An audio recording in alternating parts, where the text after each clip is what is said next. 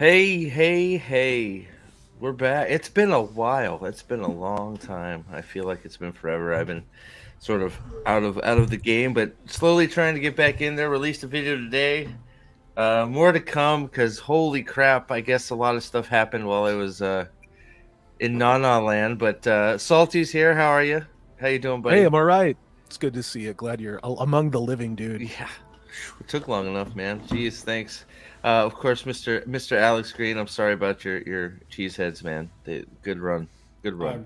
I'm, I'm thrilled with this season. If you'd have Yeah, told me at yeah, the beginning of the year we were going to win a playoff game, I would have said, "Deal me in right Yeah, now." yep, yeah, yep. Looking yeah. good, Yeah. looking good. But so hey, we got Whisker Fisherman here. What's up? Everybody's honking. Thank you. SB 129. Good to see you, buddy. Uh, I always Tomitsu. Hello, John Solwell. So yeah, I was just saying. Still watching my video. Logan is better done. They think they did Logan better. There is a part in the article. I shit you not. That Easton coughs and you guys get all to hear it. That the writer says Rand never had a teacher in the books to teach him how to wield the one power. So we all know that that's true, right? Right, Robert Moore. Rand had no teacher at all. Right, Sam. David Glenn, how are you? Luther, did Rand have a teacher? No, he didn't need a teacher, right? So yeah. But how you guys doing? You guys good? It's been a while. I'm all right. Yeah. Entertainment, to the great shock of no one, after the writers' strikes, no one learned any lessons, and now we're getting a race and sexuality swapped. It's a Wonderful Life. Oh, I heard. Yeah. God of War. God of War is now in active production with Rafe Judkins leading it for Sony and Amazon. It's active right now. So, yeah. Oh, that's gonna be a mess. I can't wait to cover that one. That one. Yeah. Can you imagine a God of I can. War I helmed can. by Rafe Judkins? It'll be Ellen Page. That'll be Kratos. Yeah. Tell me Oh I'm my wrong. god. So, Oh my god. So we figured. I figured. There's quite a few articles that I haven't read. So I figure if you guys in chat too have any articles that are just terrible, uh, any articles that are just horrible, and I know there is. Okay, and I need to just stop the cart before we get there. I know that there is a script link. Okay, don't worry. I got something special for you guys. Don't you worry. There's something cooking for the script leak article, and since Samael is confirmed to be in season 3, well, I guess the artist formerly known as Samuel, because it doesn't sound like Samuel is doing anything that Sam would do, but I digress. They named a guy Samuel, and he's in season 3. So, but yeah, so we figured, was there something you wanted to look at first before we get into the articles, Salty, or was uh, I don't feel like working that hard yet. But okay? yeah, we Gotcha. can do that. We can Well, I do thought you said that. you had some numbers again or I something. I don't remember. do, dude. I do. Let's do this. And you guys are the White Cloaks. Probably have showed these already. These are. And let me know if you got it on the screen because I'm Oh, operating I on got you. the other one. Yep, gotcha. So this is from Instagram. All credit goes to Narg. Narg is on Twitter.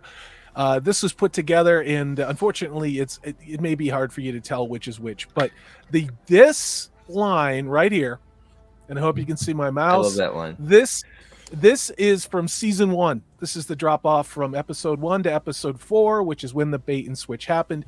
So you can see it's this downward trend until the end, where everybody tuned in to see how bad it was going to be. There's your numbers. This is where it started. Let's look at Wheel of Time season 2. You know where it started? Right here where my mouse is. Look at that decline. That Well, is that the crazy that thing is is, you can see that huge drop off in season 1, right? And then there's another 200,000 gone to season 2, so they lost. yep. Well, Yep. actually, Nobody came back. it started. Well, no, because it went up for the finale. I was gonna say it sort of started where it ended at that season episode 7 right there. Well, But still yeah, under. Yeah, yeah, it started at arguably one of the lowest points. Its peak was at its lowest point of season 1 here on episode 6. But look at where it ended up in comparison. I mean, they're just doing this show because they have a 3-season contract with the stars. This is sunk cost at this point. They're just going to go ahead and burn through this. I don't know why you would give $12-15 million an episode for the show. I'd give them $20 and some duct tape and say good luck, because you're going to get the same amount of viewers. Yeah, really. But it's a roaring success, breakout season, even, right? I mean, what I think is so interesting is if you look at that chart, it basically has identical metrics to the show The Summer I Turned Pretty. Mm-hmm. So if you're going to give this show the budget of The Summer I Turned Pretty and have it just be a teen drama with no CGI, great. But it's not. Yeah. No. Well, there's another metric, and I'll share it with you guys as long as we're doing this, and we'll just get it over. I'm going to share this tab instead. Let me know if it's on the screen, Steve. I got you. All right, so we got season 1 over here. These are total minutes viewed during the season run. This is season 1. This is season 2. So season 1 was close, let's just say 4,000, and then it jumps down to 28. So we're talking about a significant drop in total minutes from season 1 to season 2. Again, the comparison to The Summer I Turned Pretty is pretty accurate. Pretty darn close as far as watch time and watch hours go. So I love how it did worse than Ash Choka. Yeah. Well, I mean, look at the amounts of money that Disney spent on this versus Wheel of Time. And then, of course, I do have other charts that we can get into later. And I've showed them on live streams before, where we look at the total view minutes of the Rings of Power, which cost 10 times more. It only has 40% more watch time than Wheel of Time. But don't worry, all the crazy shit, and I've seen all those crazy rumors out there about season 2 of the Rings of Power that Tom Bombadil is actually Melkor. Like if they please do that, please guys, please do that, because I would love to Spurg out just once on this show. Not that I give a shit, but why even put Tolkien on the screen? Well, I don't know. I don't know why Amazon can't do freaking fantasy at all. It's sulky. Oh, it's crazy. I guess I don't know.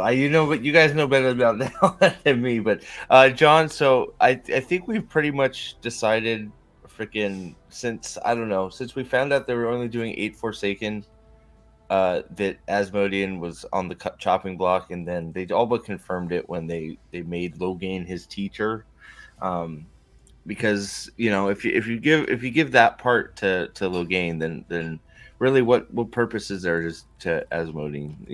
That was basically his purpose. But you lose again. Man, there are people that are supposed to be continuity experts, and it's like you cut this person, and then all the shit that affects. So you basically destroyed all of Lanfear's storyline through freaking the Shadow Rising, because Asmodean isn't gonna be there. Yeah, so in season 1, but in season 1, you can say what you will about destroying Matt, but destroying Matt's father, Abel Cawthon, again. Oh yeah, you said it, Steve. Alex has said it. Everybody said it. Those changes you made are fractal, and now that somebody decided to page through the cliff notes for what comes in the 3rd, 4th, 5th books, because they didn't even do the 2nd or 3rd book, but they're like, holy shit, what are we supposed to do with this Abel Cawthon guy? We made him a philandering alcoholic who beats his alcoholic wife, and now they're saying that he's going to be returning for season 3, and the question is will he be a dark friend? Matt's dad be a dark friend, Abel Cawthon. Of course he is. So real quick, Jim thinks they're going to turn it around. That a boy, Jim. I love you, Jim. And I think your video is already out. It looks like, unless somebody got early access. Nope, it went out just as we went live. So. Oh well, there you go. So there is a new video on the White Cloaks after we're done here. Go check it out. What is it? Worst scenes for each character or worst moments? Yep. Is it the whole? So was it 8 hours? Oh, sorry. Like I said, the big challenge was getting it down to one each, because there were a bunch of them where I was like, is this worse or is this worse? Oh, like, so arrow through leg has to be Nynaeve's moment. that was Please. Nynaeve's, because if you think about it, from a character perspective, we know that she has some medical training. So this just means that she's a sadist who really hates Elaine. Like, Yeah. she's just like, what can I do to cause Elaine the most amount of physical pain? Like, Yeah. I'm just glad I got that. I wonder if I could guess. I don't know. There's some bad ones. Murder. Parents got to be murder of Jeffrem. no, I actually No. said Oh. him walking the wrong way for several days to get back to the inn, because in order to walk the wrong direction, you have to not notice where the sun is for so long. Like, because that just means he's retarded. Like, we knew he was a murderer. We know that. I guess that's true. What can I say? Facts. All right. What is this? What do we got here?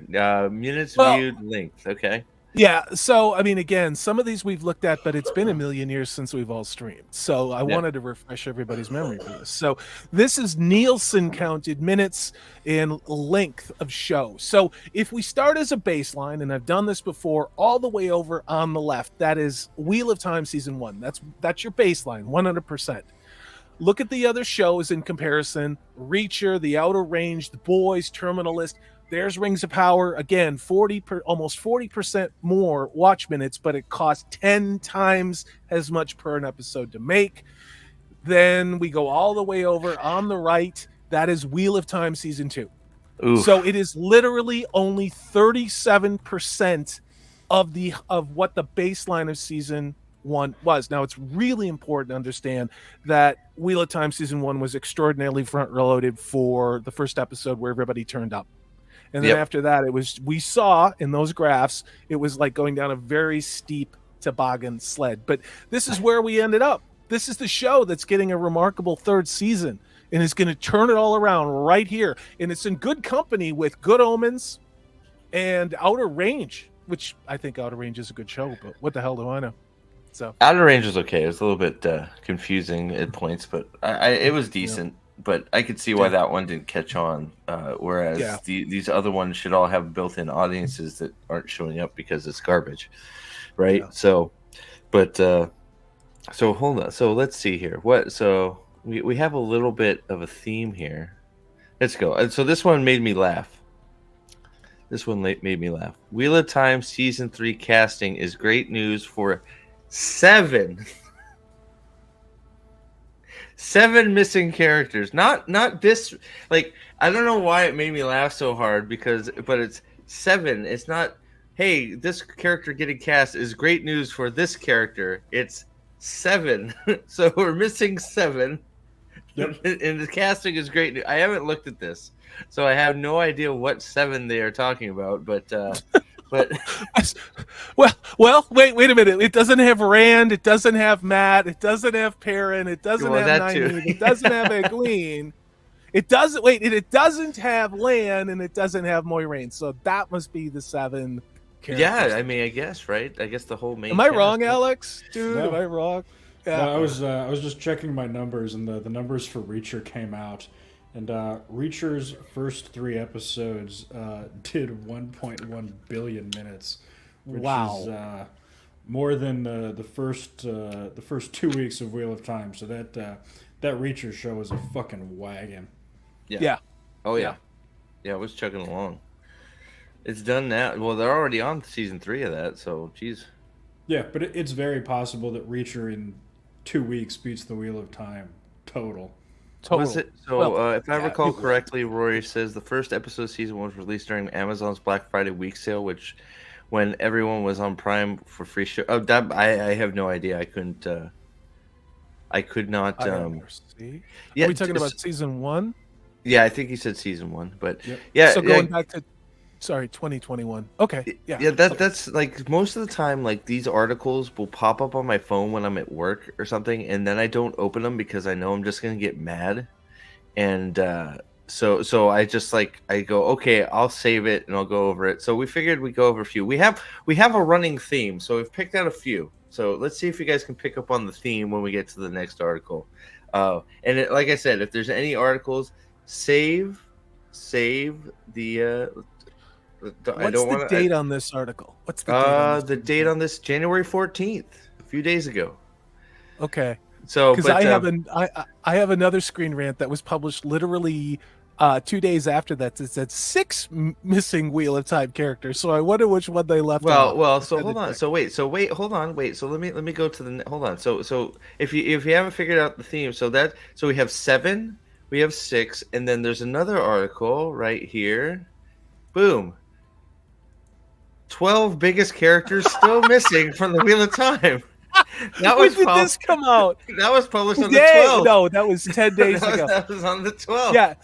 You guys, this is Screen Rant literally having articles written by AI because it's literally spurring out. It's just picking numbers. Like the next one will be like, I don't know, 2,000 characters missing. Wouldn't the AI get like some of this shit right though? Like they're factually wrong about things in the book.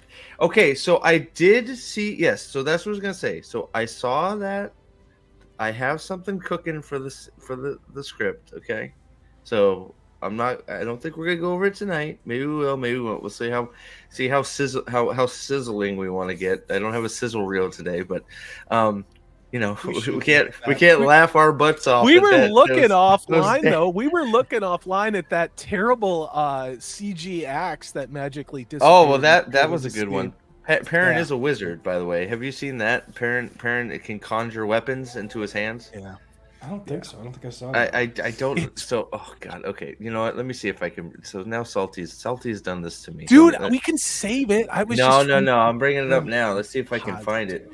The problem is my player sucks so bad, but I'll get it. While you're looking, throw this graphic up because again, I want to put another nail in the coffin.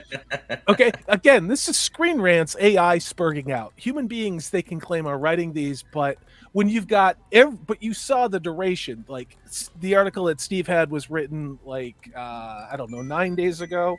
Sorry about that. And this one was written like 2 days ago, but that's all Screen Rant is doing is spurging out based on press releases in keywords that probably, in my opinion, Amazon have fed Screen Rant. And that's what we're getting. And it's not just this. Collider's doing the same thing. We've got this cover. Giant freaking robot, comic book, CBR, all of these shit tier entertainment sites that are getting no revenue at all because there's no ad revenue on web ads anymore. This is what's going to happen. They're literally just going to Xerox photocopy press releases from every studio, whether it be Disney, Paramount, Warner. And this is what we're going to get spurging out. And there's nobody, in my opinion, that is even bothering to look at what the hell is coming out, maybe on the same day that contradicts itself. All right. I have it. So I think I got it. I wish I had a player that went frame by frame. I don't. So we're going to do the best we can here. If I have to put it in my editing software, I will. Actually, I might just do that. It's persuasive. It really is persuasive that way. Yeah, in my editing software, I think I'm going to do that real quick. Bear with me a second, guys, because I can go frame by frame on that, even if it's a little bit weird, but it's worth it. Trust me, because Perrin is a wizard. You've heard it here first.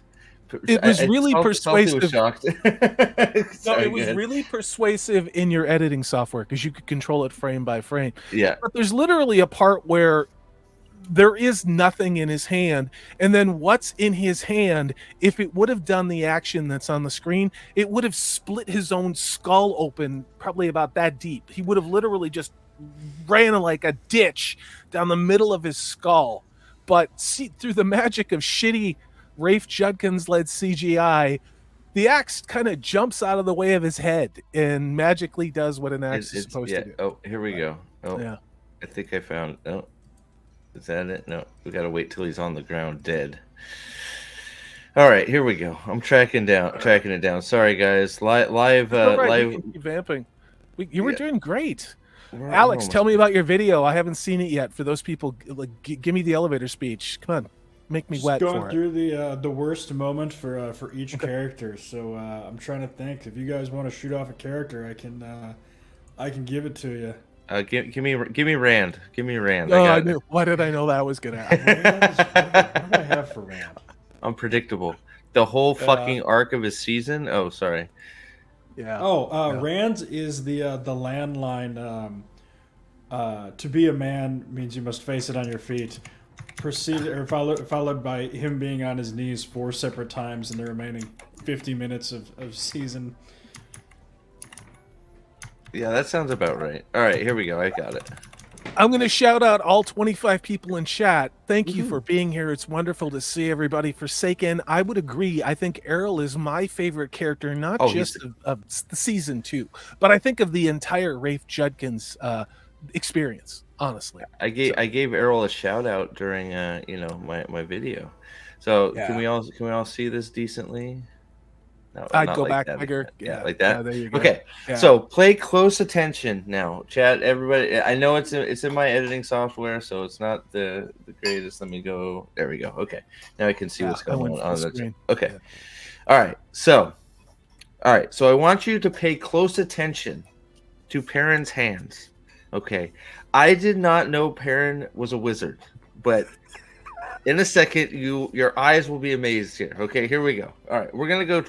Should I play it? I want to play it through first and see if anybody catches it, and then we'll play it back. Okay. Yeah. This is like okay. Here we go. Here we go. Okay, we ready? Here it comes.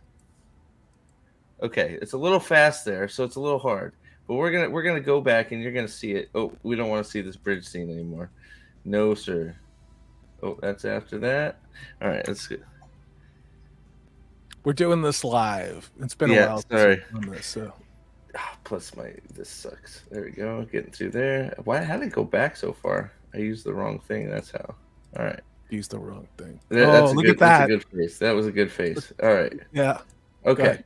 So here we go. Okay. So we're gonna go slow. Okay. So look at his hands. Okay. So there's a little white thing in his hands there. Okay.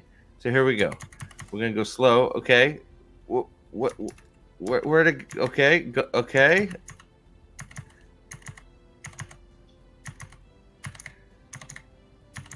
Oh. It really does just pop up, doesn't it? Yep. And we went through this a couple times. This is not hyperbole. We looked at it on a much larger screen, like than a laptop screen, and you can see the artifact of what appears to be a CG placement stick. It just looks like a paper towel roll. Well, like I like this one because you can look at that little bendy boo. Bend in it. Yep. Look at that little bendy boo in there. Also, look at where the axe is compared to the back of his head. And that's what I was talking about. Now, look where the axe blade is, and look how close it is to the back of his head compared with the angle of the full extension of his arms. Okay, and wait a second. So there is no way that axe would clear his skull without taking the top of it off. He just brained himself. I was saying, take a strip of his fro off minimally. But here we go. Scalp. Here we go. So hold on. So we're coming down. We're coming down. Now we're gonna get to the frame right before he double kills Jeffrum. All right. So he's not in Jeffrum yet, right? He hasn't hit him yet. And we remember just the scene prior, the axe was beautifully clean, right? Shiny. Silver. Shiny clean. Oh, it hasn't hit him yet. It looks like there's shit all over that axe. There's blood all over the axe before the axe hits who it's supposed to. Perrin's a wizard, right? And then boom, splash, blood everywhere. So it's just like it's very shocking when you're watching it the first time. It totally looks like the axe just appears from nowhere. Yeah. Go back to where it's above his head again. Extend your arms at home. And look at where the axe head is. See there, his arms his arms are virtually like this. Okay, and that axe blade. Well, go back one more because they actually jumped the blade over about 6 inches. There, see it? See the axe is right behind his head. Okay. No blood, mind you. Head. Also the wrong shape. It's also the wrong shape. It's I also brand do new. love that these actors are such complete dipshits that the production crew won't even trust them with like not even real weapons. I'm talking prop weapons. Like, maybe this is a good thing. Maybe we wouldn't have had this Alec Baldwin situation if everybody like followed this rule. But, like, Parents gonna shoot somebody with an axe? I've chopped a lot of wood. And no, that's not code for getting laid. But I've chopped a lot of wood, and you would never ever. And I understand it's a different kind of axe, but look at where it is. It's literally in the back of his head, and then they jump it next to his head. They literally you made a comment before, and then too. they jump it here and do this. Well, you made a comment before too that look how compared to the rest of it, his arms and the axe are They're so in the blurry. wrong place. That's why I'm saying blurry as fuck. Well, it is. They blurred it because it doesn't look right, and you can see it when you slow it down. But I mean, I don't know what they were thinking, but it's just. It's again physics, and this is not nitpicking. It's shit, and this is the same company that submitted themselves, and we made fun of it on a really good video, I think, of their VFX awards. Oh, sizzle reel, the sizzle. We're sizzling. Yes. Well, this is more sizzle, right? I mean, so here, let's look at it again. So we're gonna go all the way to the back here. Okay. So Sam, I'm gonna shout. Go ahead. I'm gonna shout out that darn kitty. We got Lyle Hammock in the house. Staplebo is here, and Kayla Dare. If I've missed you, maybe try yelling, Lady Balefire, son of Jockster. And if I missed you, it's Alex's fault. What's up, son of Jockster? What's up, man? Sam 8,000 for $2. Why did he murder Jeffrem? Because he hasn't murdered anybody this season, so he had to get that hate boner off, and he just had to get a kill in. Like, he had to murder somebody that didn't deserve it, somebody that was like, he just had to, serial killers. They have that incessant need to kill. So, Perrin being a serial killer, he had to do it, right? I don't have any other answer, but here we go. Let's go through the whole axe scene again, because Bido is also here. Great to see us. Asked, why aren't notifications working? There's not a lot of things actually working on YouTube right now. Do you guys when I put it on my community tab, do you guys get that? So because I'll start doing that again if that actually gets you guys notifications, because I know sometimes the member stuff works too, but I've been trying to put it on all the Discord and the Twitter twats. So, I'm sorry. I'm gonna there will be more videos, more streams, everything going to be happening here with me anyway. So look at the axe. The axe is brand shiny new in silver. I think the axe is out of scope and scale from the axe that actually hits the body, but I'm an asshole. There's no blood on the axe. Then magically, there's blood on the axe before it hits Jeff. So what was the in-show reason? The in-show reason was because he was mad that he killed his dog. Yes, literally, he was mad that Jeffrem killed the dog that was eating his soldier in the middle of a fucking a battle. So Jeffrem yanked the wolf off of him, killed him like any sane man would do on a rabid wolf in the middle of a city, killed the wolf and said, "Get on your feet and get back and save somebody, you weasel." And they ran out, and Perrin went, "Oh, you killed my dog! You are mean!" And he picked up an axe and he hit him from behind like a fucking psychopath. That's why this is so much better than the book. It's so much better than the scene that we wanted in the book, where the White Cloaks are following them, and you've got, remember who's protecting who? You have Perrin protecting Egwene. Yeah, who wanted that scene? Let's have this bullshit scene made up in nowhere. The amount of things wrong with all of this, it would take like probably 3 hours if you haven't read the books. No disrespect to anybody. But again, what you're getting here is just, again, for the millionth goddamn time, it's a post-it note of Perrin has to kill a White Cloak like with an axe. That's it. I mean, and that's not even really what happened in the books, right? Oh, not even close. Different White Cloak. The thing that blows my mind about this is how much screen time did Perrin and Hopper have? Like, I mean, they communicated Well, hold literally on. once. Wait a second. Hopper showed him jumping, and people. Wait. But all the scenes of them making love, we couldn't show that. Okay, so that I mean, all the scenes of them getting it on, they couldn't show those. It was too bestial, too sensual. Spicy. Sorry. It just, I see stuff like that, and then I see people make the argument like, oh, the only reason you don't like it is because you know what the books are like. To which my response is, if you hadn't read the book, what the fuck do you think happened with the fucking dog? Like, yeah. I don't know what to say to that. I mean, in how many times are we going to say it? Like, watching this show spoils nothing for you. If you've never read the books, like that is not hyperbole. Alex, Steve, Nerdporial, they will all vouch for that. Nerdporial's well into the book series now because he started picking it up, and he'll tell you the same damn thing. There's countless people out there, and Ms. Martin was in chat earlier. I don't know, Teresa, if you're still here. She started rereading this series, and she wants to get through, I think, The Dragon Reborn and then watch the show because she wants to compare the reading experience to the show. And I cannot wait for that prim and proper, very educated woman to lose her shit talking about how bad the show is. Real quick, just want to say, Lyle, thank you for becoming re-upping your Astroman membership. We appreciate you, buddy. Thank you very much.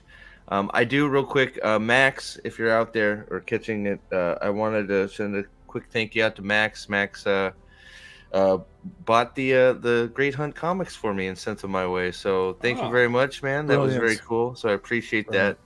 Sort of rejuvenated me to do this a little bit too. So Max, I appreciate you. Thank you. I appreciate all you members, everybody.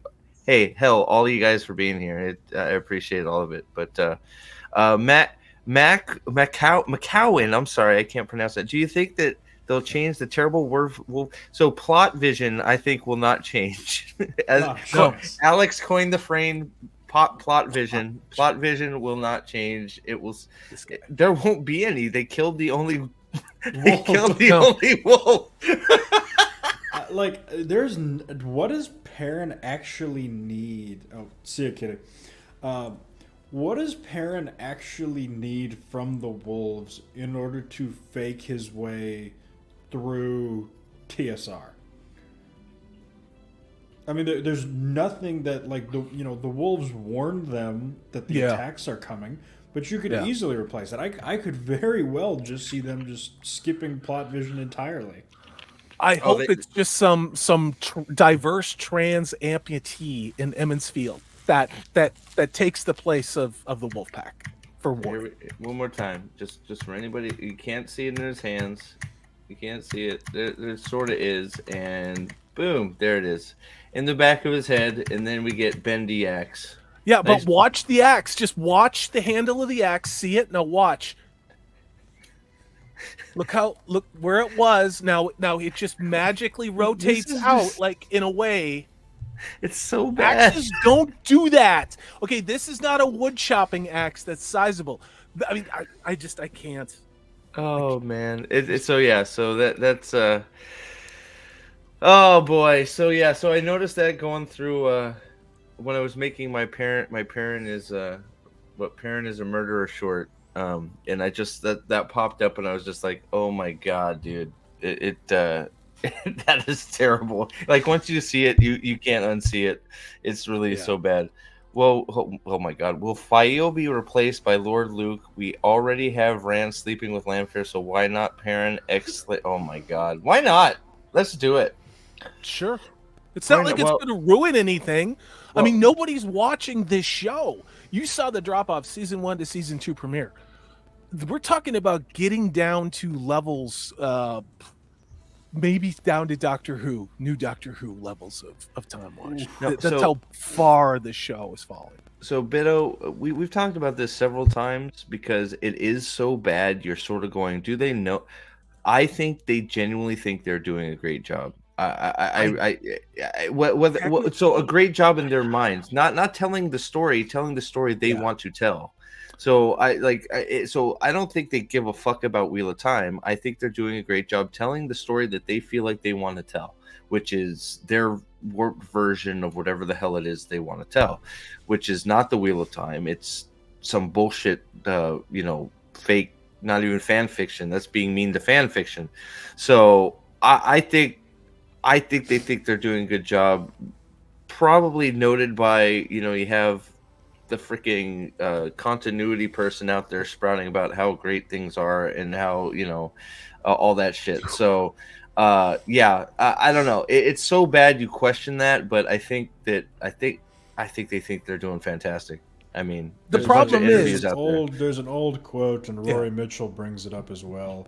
It's very hard to convince a man that something is a lie if his life and salary are dependent on him believing that it's true. And we saw that with the season 2 directors with what they were saying. When Judkins couldn't talk, the directors could talk. And what they said is we're not speaking for Rafe, but we consider Robert Jordan's world our playground. And we are doing an interpretation of that, not an adaptation. So forget about it. They're just interpreting things, which means we have a concept and of an idea on a post-it note, and that's it. And now we're going to make a scene. But it still has to fit the Amazon's minutes of diversity, equity, and inclusive screen time for everybody. You see how that works? Like, there's no fucking story. I've watched bad TV, guys, and I don't think it can be overstated. Season 2 damaged my brain where I had to leave YouTube for a while. Steve, I think you agree with that. Oh, yeah. And it was some of the most caustic and dysfunctional shit I have ever put into my brain. I don't think I was dipping my toe. I think this is the first time that I actually feel like I can actually get back into it. Like, I've been dipping my toe back in here and there trying, and it's just like, we do this and we do a Stormlight thing, or I do and it's just like, ugh, like, it's just, yeah. So, but, and yes, but here's the thing, right? And I think this is where Salty, I know we've talked a bunch, and Salty thinks that, well, don't let me put words in your mouth, but the reason there's the smugness there is Rafe knows he's ruining it, and he doesn't care. Mm-hmm. He's proud he's ruining it because he's putting his version of it out there. So if you think there's smug pictures on his Instagram now, wait till God of War comes out and Kratos is bisexual and loves a tree. Well, that's what's going to happen. I mean, the other thing, too, is season 2 brought on all these different directors and styles, and he just said, do whatever the fuck you want. Okay, that's really obvious. Now, there is some beautifully shot stuff in some cases. I have always said that. We've always said that. The problem is it's of characters that are not characters in something that has no story, and for the millionth goddamn time, there is no beginning or any arc that anything has followed. They completely walked away from stuff they set up in season 1 and reintroduced us to characters who were not book characters, who are now completely other characters than the ones they told us they were in season 1, especially the most hateful, murderous, evil bitch ever shown on Amazon. That would be Moiraine Damodred. Okay? Like, someone explain this to me. I mean, I really think Rafe is like, screw it. Like, everybody just do whatever you want to do. Show off what you're going to show off. No one watches this shit anyway, and try and get some good sizzle reel stuff for your next project. Because that's what season 2 feels like to me. It's just whatever, dude. Just make shit up. That's what he's doing. Yeah. It sure seems like it. But McCowan just finished Path of Daggers for the first time and liked the second half. Although the first half was pretty slow. I think that's generally the case for sure. Any tips for book readers for how to get through the rest of the slow book? So the only struggle I had was Crossroads. But Crossroads, I think Alex already sort of said it. I wouldn't get bogged down. Just get through it. Because, I mean, Path of Daggers, you're going into Winter's Heart. Winter's Heart has such a major, large event at the end. There are some slow parts of Winter's Heart, but the event at the end of Winter's Heart, for me, makes the whole book. Okay. I don't include it as a slow book for myself. I actually enjoy Winter's Heart quite a bit. Crossroads is just slow, and unfortunately, there's a lot of Savannah in there and Elaine, and so just just know Crossroads is the worst book in the series, and just know that and push through, because once you get through that, you're in the Knife of Dreams, and you're good to go. I guess a good interesting question was how did you feel about Crown of Swords? Because if you didn't feel that Crown of Swords was slow, I don't think you're going to find that Path of not Path of Daggers. If you didn't find Crown of Swords slow, then I don't think you're going to find Winter's Heart slow. In my opinion, anyways. I don't know how you guys feel about that, but yeah. So the awesome people. Sorry, Alex. Go ahead. I was just gonna say that once you're through Path of Daggers, you have Winter's Heart and Crossroads of Twilight. Those were originally supposed to be one book, and the publishing company Tor went absolutely fucking not, cut it. And there was a decision made that they were going to put certain characters in Winter's Heart and certain characters in Crossroads of Twilight. This was not a wise choice, because you need the fast chapters to kind of break up some of that. yeah. So I mean, what you got to remember is Crossroads of Twilight is the B-side of Winter's Heart, and when the women start annoying you, don't be afraid to skim a chapter. Yeah. So that's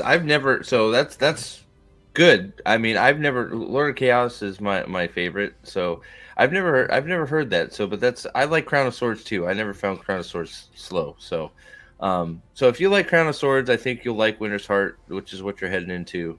And Crossroads is the only one and it's just, yeah, like Alex said, it's just different than the others. And there's practically no Rand, practically no Matt, a lot of Shadow. I always pronounce it wrong. Shido. I don't know why I say Shadow. Shido. Shut up. No. Shido and Fael shit. And if you like Fael and you like Savannah being I almost said the C word, bitch. We'll pivot to bitch instead of the C word. Good save, buddy. You heard it almost come out to him like. I was like, yeah, sorry, I saved it. Good breaks. Yeah, breaks. Good breaks. Had to test the breaks, but yeah. So and then the best part after you read Crossroads of Twilight once, you don't ever have to read it again, even if you do a reread. Yep. I just in the middle of my last reread here, everybody's like, "Oh, you should reread it." If it's a reread, it's better, and no, it's not.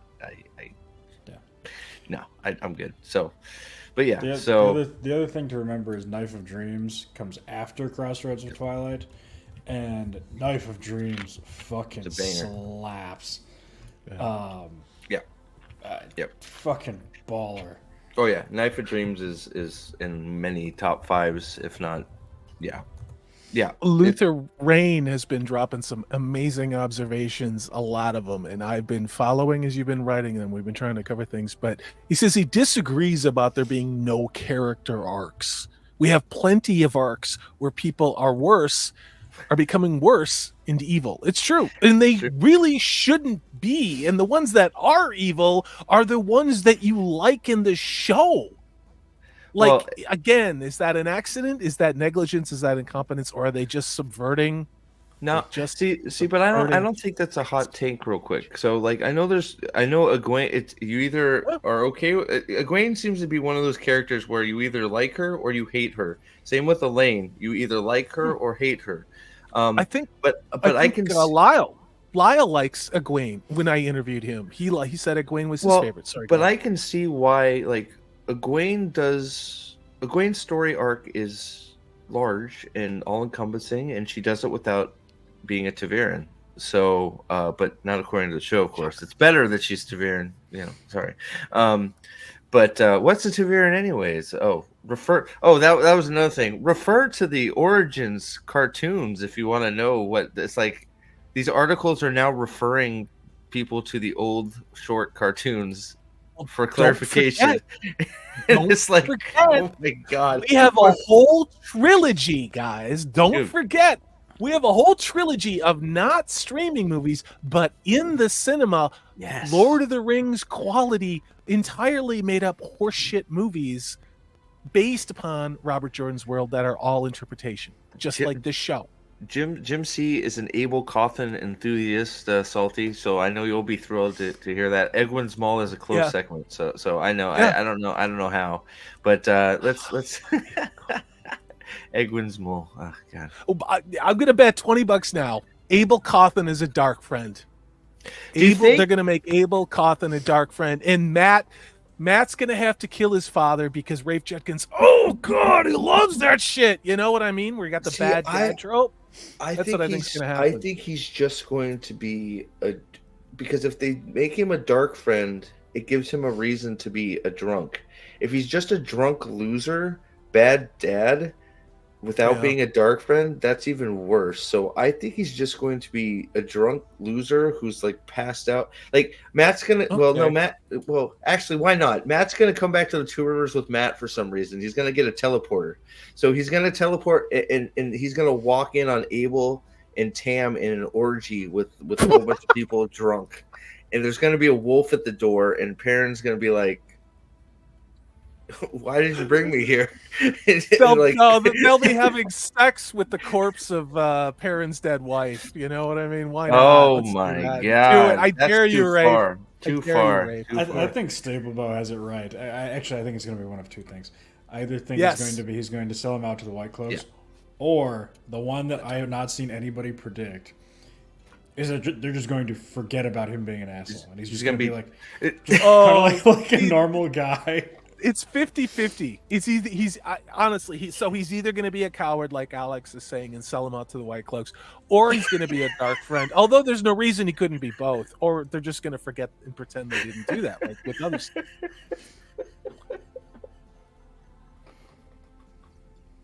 And Perrin's going to be jealous, and then he's going to kill him. I'll tell you what, at this point, all of our answers, including your most insane ones in chat, because as we learned in season 2, there is no way to predict how absolutely asinine and wrong the show wants to do and make these characters. Oh, Gareth Bryn is dead. There's no Gareth Bryn. They killed Gareth Bryn the minute that she was gay lovers with Suan Sanche. Gareth Bryn does not want to exist in this show.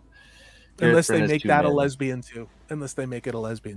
But it'd have to be like, make it a trans. It'll be a trans woman. She'll have to be like double black, not just a little bit black. She'll have to be super black.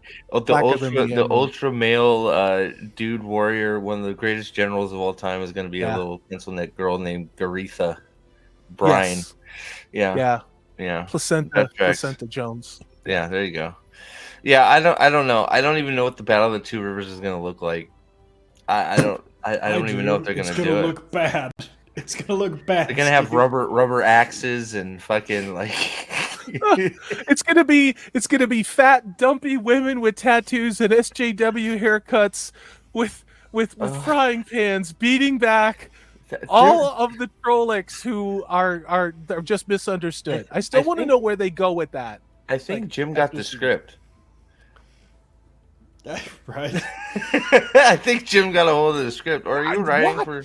I mean, why not? Maybe they'll eat it. Maybe they'll eat it and have sex with it. Why not? It's Rafe Judkins.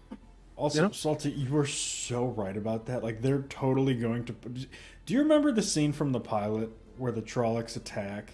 Oh yeah, It's the women who surround the Trolloc with the pitchfork. Yep. It is going to be no easy meat here, dearie. I have a pitchfork. And all the freaking men are dead. Yep. And they're all going to be morbidly obese, body positivity, SJW. They got arm fat that's like hanging 6-8 inches off where their bone structure is, swinging frying pans, like screaming some girl lesbian, like a Melissa Etheridge shit while taking down the Trolloc army while the men are taking care of the kids. Well, watch. So, but guys, did you miss the subtle foreshadowing for season 2 in episode 1? So stick with me here.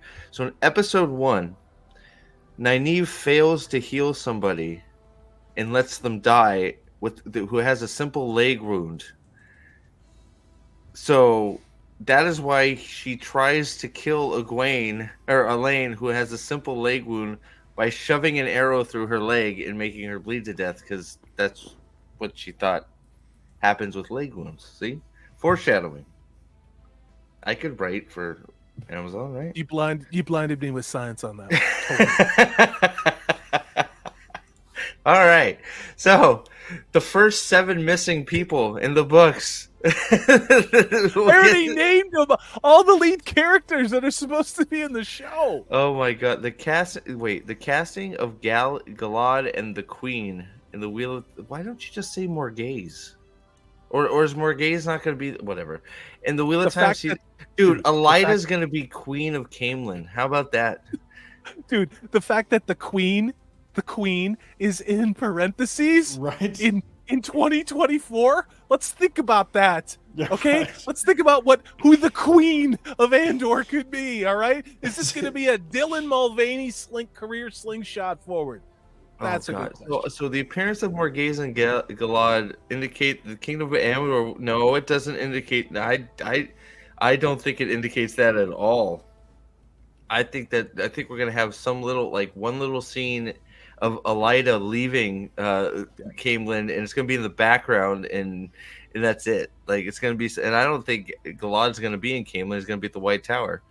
Yeah, Robert Moore raises a really good point about that battle, and that's why I said the crazy shit that I did. And you said he just read the battle. Perrin hears the women saying they are on half rations because they need to keep the men strong to fight the Trollocs. And even the men, despite their obvious physical differences, are really kind of no match for these huge, monstrous, like, demonic Trollocs. I mean, Alex, is that unfair? But this is what you do when you're being sieged. You do not let the weak eat. All right? The people who protect you are the ones who eat. You know why? Because they're warriors. Demonic Trollocs.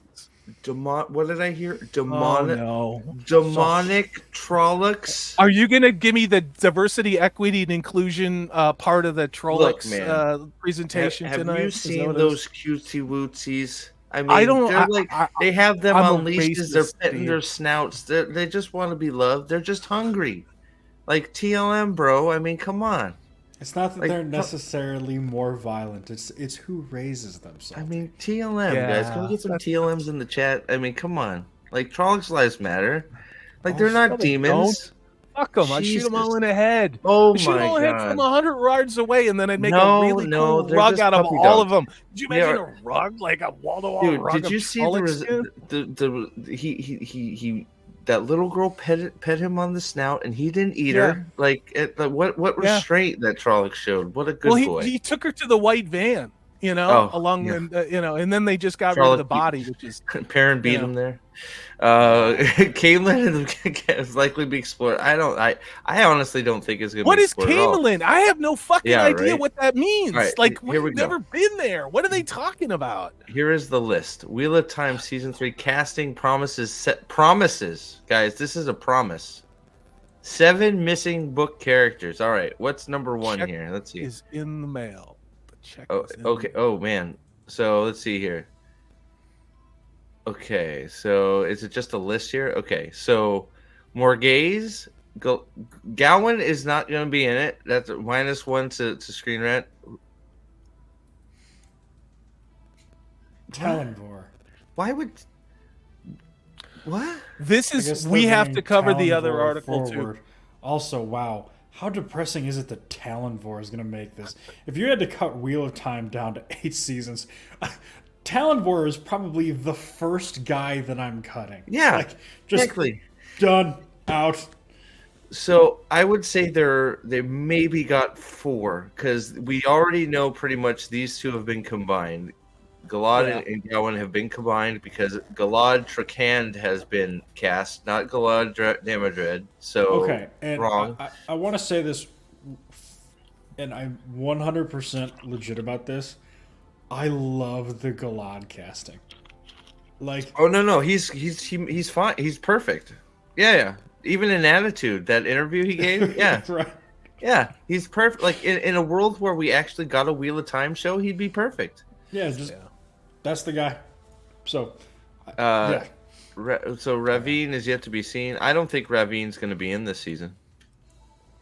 They already got Samael and Mogandine, and then Gareth Bryn. If Gareth Bryn is in it, it's just going to be there to tell him to F off. It won't be Gareth Bryn. It will be like some shell of They'll Gareth Bryn. retcon him down and make him an alcoholic in the gutter that needs to have a woman like Moiraine come and remind him who he is and support him to play any type of a mediocre role if they even give a shit at all about any male character. Yeah, he'll be there just to shit on and get rid of. So I think maybe 3 out of these 7. And who gives a fuck about Talon Lord? Like, let's be real. Yeah. Come on. Who gives a fuck?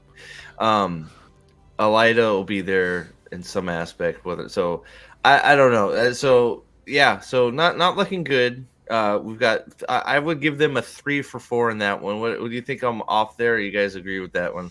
So Morghese is a yes. We'll combine the brothers. Yep. Does it count if Talonvor and Gareth are just 2 random guards that stand outside and they give? Because I think that's what they're going to be, like just name drops, and they're going to be nothing. So if they're there, that's what they're going to be, and I don't think that counts. Sorry, I think no. Go ahead, Alex. I think they'll combine Robin and Samael. So I'm gonna say they have 4 of the 7 on this list. So you think they're combining Robin and Samael, huh? I do. Even though Raven gets captured or Samuel gets captured, according to his his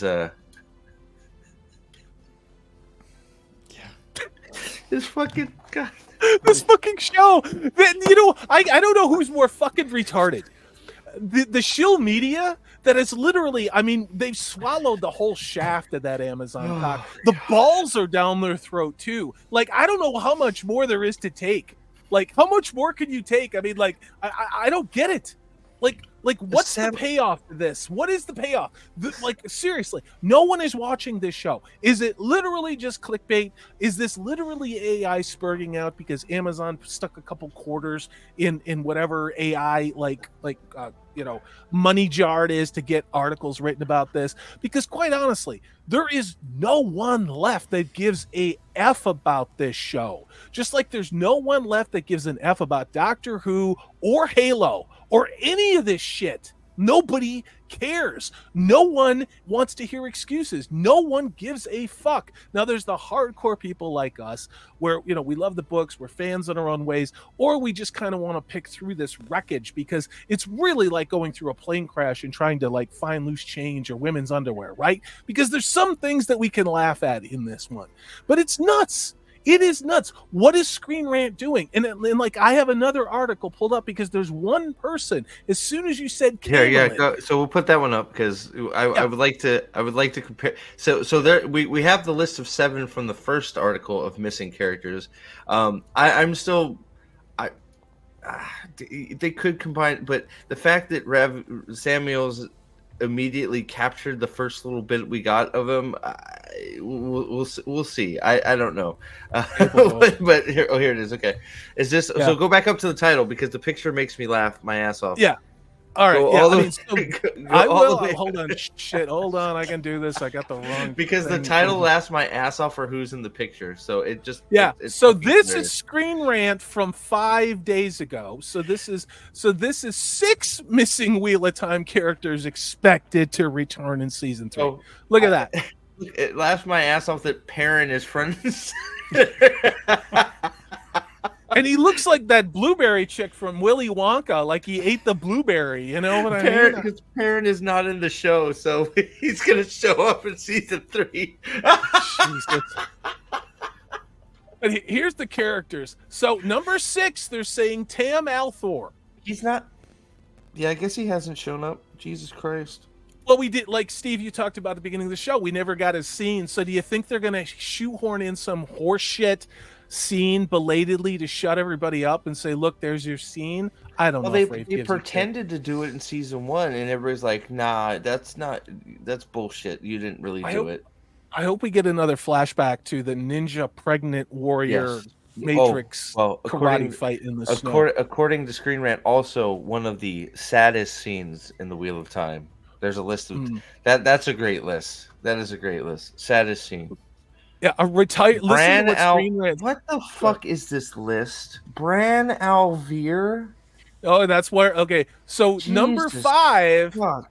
Bran Elvir is especially important to this period in the books, given that he's the mayor of Two Rivers. Nobody fucking cares. No, Fuck but they're telling off. you what the plot is going to be. That they're going to make. Elvir. Like, okay, so this is the shit. Okay, give me a second here. Just give me a second. Cares. This is the shit that pisses me off when they start talking about, oh, we can't adapt it faithfully. There's over 2,000 named characters in the Wheel of Time. Well, guess what? Cut Bran fucking Elvir and you're fine. Like of the 2,000, why are you picking the characters with the least impact on anything to expand and make fucking important? Just don't do it. Like, it's that simple. Like, yeah. Like, how many? But, it's a named character. So what? There's named character. Like, Reacher has fucking 8. Like, that's like me going, oh, fucking asshole 1 that got shot in the brain by Reacher is a named character. So we couldn't have asshole 5 because asshole 1 took up the screen time. Fuck you. But how are we going to fabricate plot lines to get Rosamund Pike on screen during this time? She's going to have to stand up to the white heteronormative patriarchal mayor of Emmons Field, of the Two Rivers area. It's Emmons Field, and watch that happen. It's just going to be this whole, like, she's going to come in because she has to be in charge, and everybody's going to have to fight this white man who's in charge.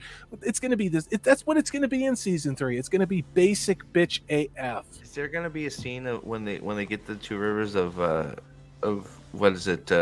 Egwene's mother pegging Bran and being like, "Take that, mayor! I'm the woman's look at this circle leader."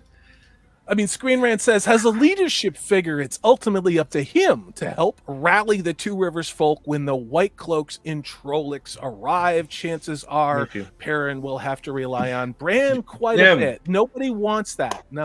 Your boy Abel. Yep, here we go. Your boy Abel Coffin is next. Missing characters.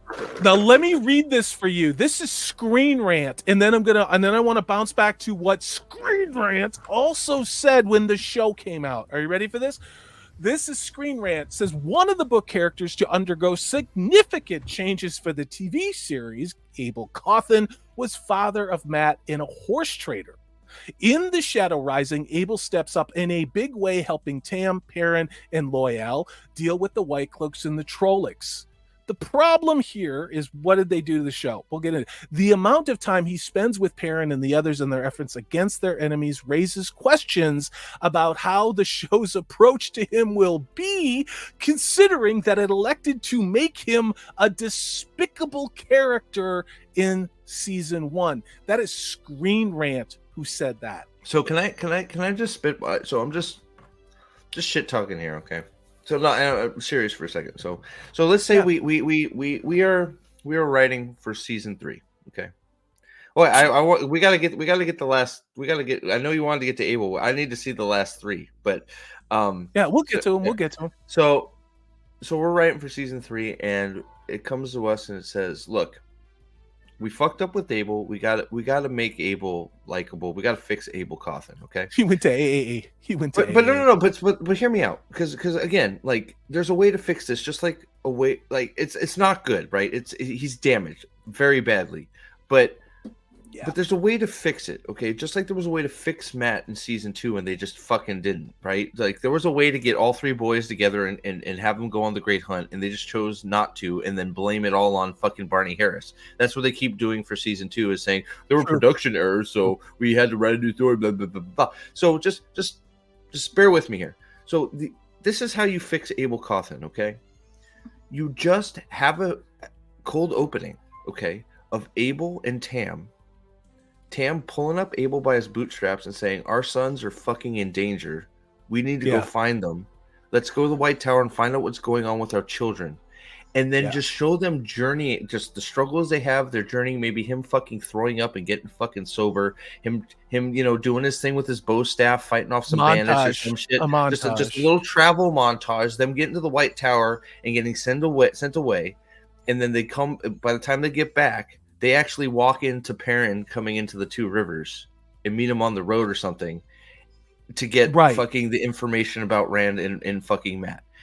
I love your idea. Now is that does that was he still a dirtbag? Sure, but now you've shown that he's changed and he's gone out of his way because he loves his child and he wants to protect him, and you've shown that he's gone through the steps to try and become a better man. Right. I love your idea. And if we lived in a sane world, that's how you turn the show around. The problem is we live in a world where men are either what? Say it with me. Stupid or evil, or they're stupid and evil. Okay? The add on to the fact, what is the identity of the actor playing this role? Okay? If this was an African American, if this was someone of Hispanic descent or Asian descent, maybe they could have a character arc change. But because they're a Caucasian, there is no way that character, particularly as a father, can have any redemption at all. He has to be terrible. He has to be a villain. He has to be both stupid and evil, which lands us on our third point. He is a father. There are no good fathers, Steve. There are especially no good heterosexual Caucasian fathers. Not on Jennifer's Silky Amazon, not on her watch. So there is no fucking way we are ever going to get what you just said. And the real tragedy in that, Steve, is we still would like for this not to be this goddamn dumpster fire of complete shit. But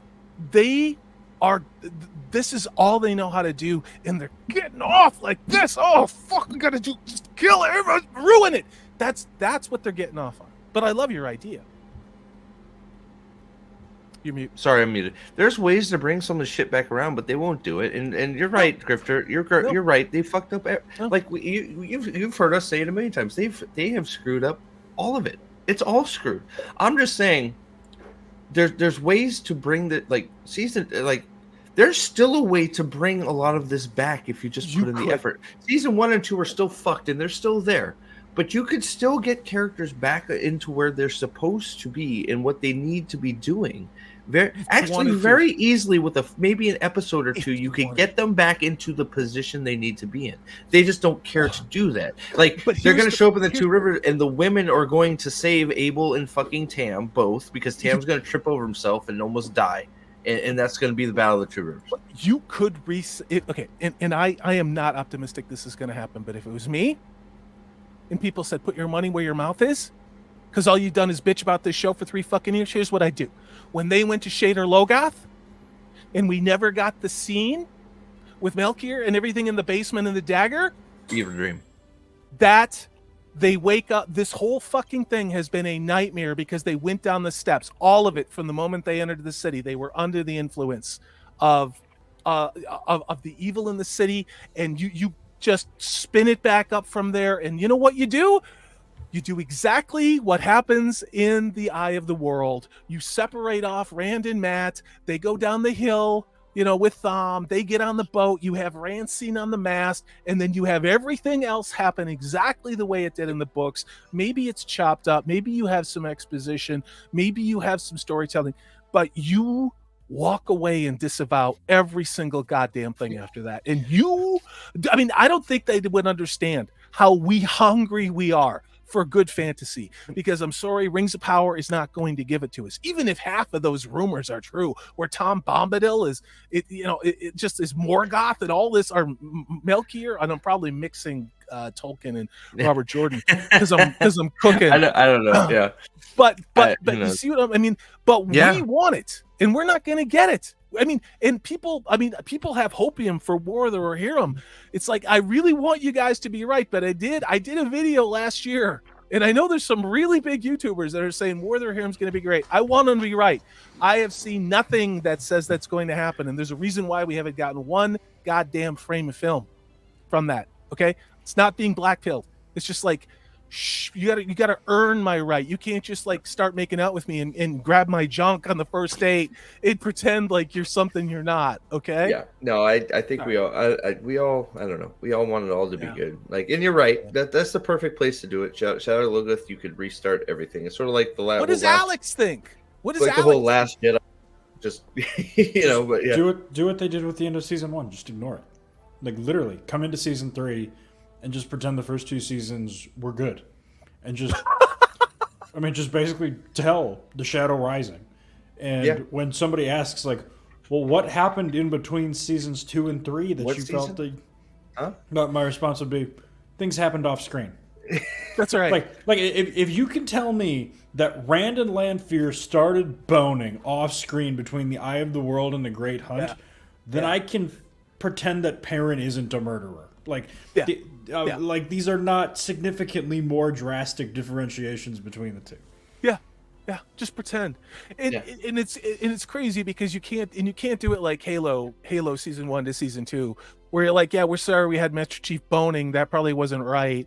What's crazy with all of this is you're starting to see what looks to be like false contrition and admitting that they went too far. The problem is they're just saying that. Well, so they're just saying it. They haven't changed a goddamn thing with anything they're doing. Just let it go, Lau. So it's it's one of those things. Because it's interesting you said that, or I'm glad you said that. Oh, I'm just like, dude, it's not about you, Lyle. Okay, it's objectively what it is. But it's interesting because when I was looking for articles, and there are actually a few that have popped up in the middle of all this drivel, saying about what they've done wrong, like and why it's so far, what is bad about this. And I was surprised to see that there were 3 or 4 up there going, this is wrong and that is wrong. I was like, wow, okay, so I may have to put a video together about those, because there are several actually calling out things that they fucked up. And I was like, wow, okay, that's new. I haven't seen that before. Vic, 16 months, my man, wielder of Kalendor. How are you, sir? Hey, guys, going to bed. Will any of you play stream Baldur's Gate 3? I may. I have been fooling with it, but there's a lot of games that if there was actually a want for it, I would play it. I've been sort of teetering that way a little bit. I've heard a lot of people... I've heard a lot of people just around. I was gonna play Pal World and get all the Pokemon people mad at me, but Easton. Oh, sorry. Listen to Easton. I don't want to watch Pokemon with guns. So I don't know, Vic. I've been sort of I gotta decide here soon, just because at the end of the month the Final Fantasy Rebirth comes out, and there's a whole bunch of games coming out here soon that I want to play. So I gotta ramp up my game plan, and if I do Baldur's Gate, it'll probably be sooner than later. So yeah, I may try it out. We'll see. It'll be here in the next week or so if I do, maybe on my days off. If you guys want to see me play Baldur's Gate, let me know, and if there's enough people that actually want me to do it, I'll check it out. So I'd like to watch. I'd like to watch to see if I want to get it too. I do find it interesting that Starfield is being pulled off the shelves of major retailers as a cutout. And a cutout, we used to do that with books and records. Like it's a zeroed out loss. That means, Xbox, they zeroed it out for 3 cents and got rid of it. Yeah, it's crazy that they're just trashing copies of Starfield. But do you have that? I want to see the last 3 on that list, man. You got that list for me still? So thank you for being a member, Vic. As always, hope everything's well. So Abel I appreciate everyone. Yeah, place your bets on Abel Cawthon. I mean, in probably the most, if I was going to bet money, I'd probably take Alex's bet, which is they're just going to pretend they didn't make him an abusive, drunken asshole. It's highly possible, yeah. There we go. Everybody's favorite boy band member. What? Hold on. Dude, they got all the hippies. They're going to talk about climate change. Come on, that's what they're going to do. Are not missing. They're not missing. They haven't been a part of this. There is a difference between a missing character and a character that doesn't have a part to tell in the story. These characters are not missing.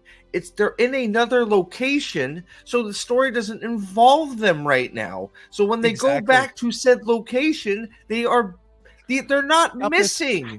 Stuff is happening that you find out later. Okay, Jesus they have their own lives Christ. to lead. What is this list? None of these characters are missing. They exist in the Two Rivers and with the Tinkerers. They're not. So what? They're not they're where Moraine should be, off fucking screen. That's it, and that is it. That is it. God damn it! Aram, fuck. What do you think, Alex? Since we're just racist haters, what do you think? 100% agreed. But also, Vic, twist my arm. I need to start playing video games again, and I need to figure out how streaming works. So I can help you, man. I got you. all right. I got you with that. Just let me know. I'll help you out. Yeah, I got So yeah, we'll talk. We'll talk. I got you covered. Look at what Screen Rant says. Sometime after developing a friendship with Egwene, Aram helps the pair escape the White Cloaks. Sometime. Look at this.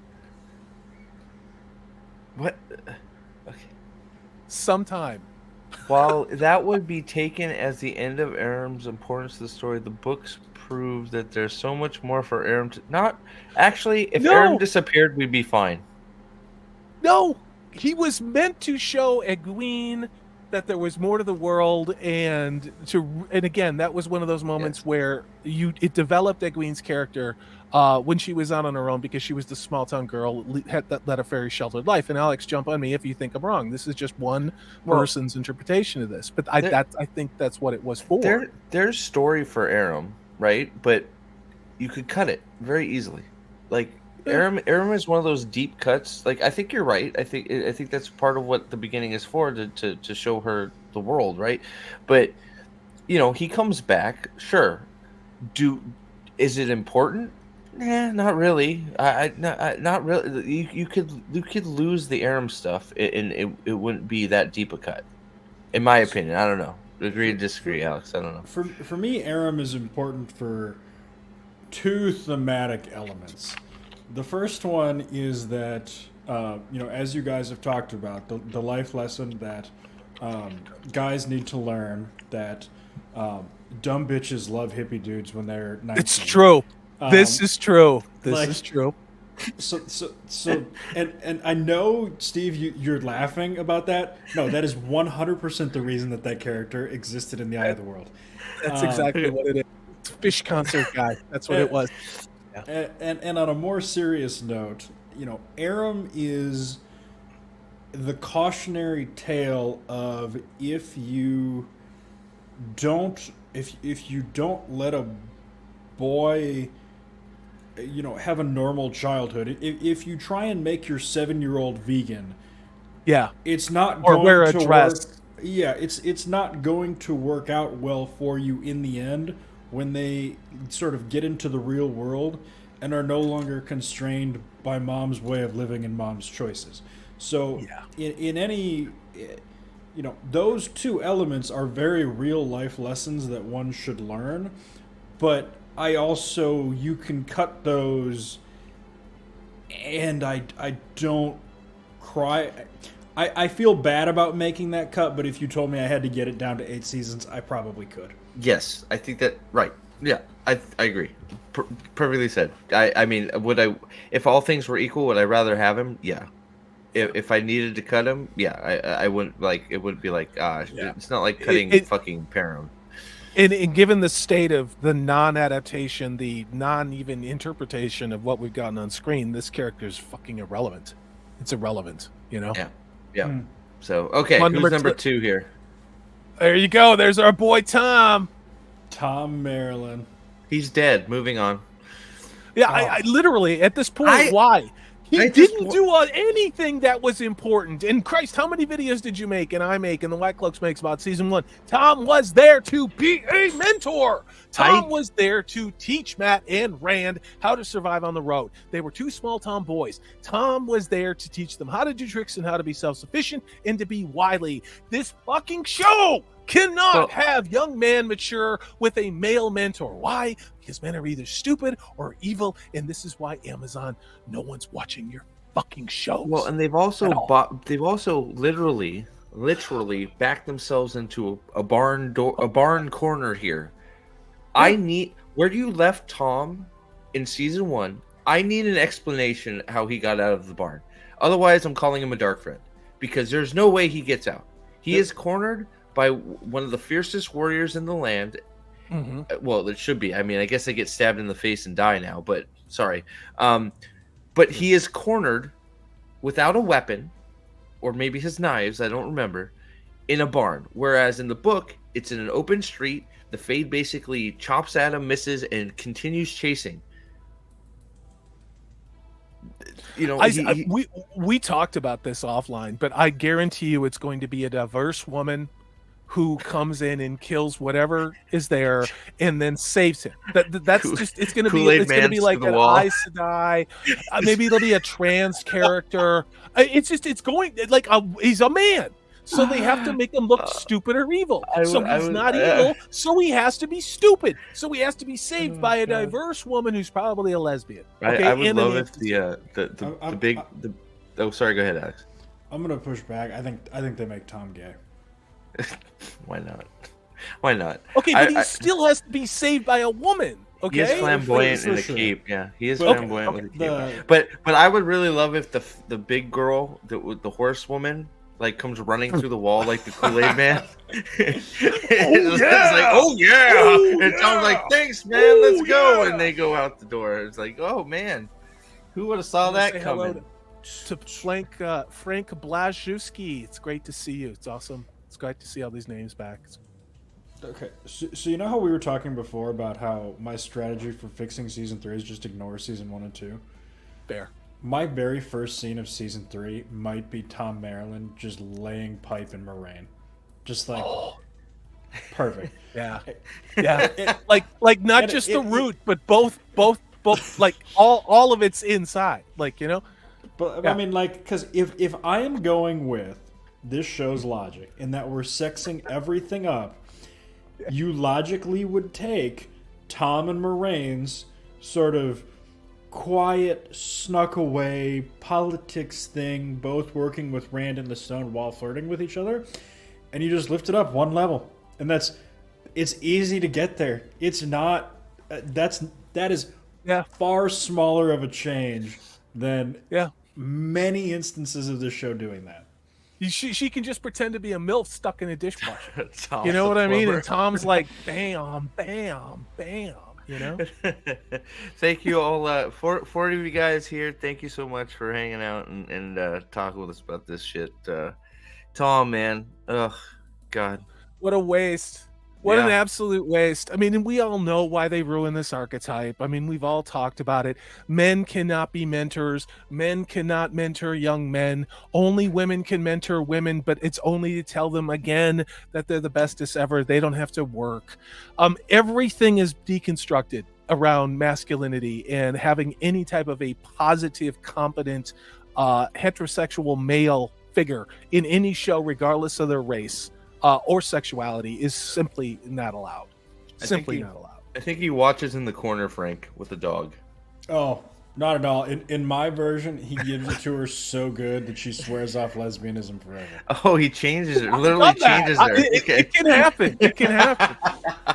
I'm like the greatest American hero with lesbians in college. Shall I go to number 1? Yeah, what's number 1? Let's see. All right, number 1 missing character. Basil Gill, and this is what I wanted to go off on, because it's Salty's gonna rant about Camelin time, right? Who, when you read these books, didn't like Basil Gill, didn't know that we'd see Basil again? I thought that this was some of the most important stuff that happened in Camelin, and of course it surrounds all the events that the show also cut, with Rand not going to the wall in this show, not falling off the wall and then running into I got stream brain, Elaine, and then of course the whole Morghese thing, and setting up that whole story of the Queen of Andor that we totally missed. Okay, like, now what are we gonna do? I mean, I thought Basil Gill and his inn and the relationship with Tom and all of that stuff was so much fun because I like that built fantasy world. Yeah, I actually did enjoy the part where Perrin ends up with Basil and that crew, and Perrin's like, Mr. Gill, and he's like, Lord Perrin, what? Weren't you just a little shitter before? I just love all that. But again, it takes the focus off all the embittered teenage boy acting bestest ever women in the show.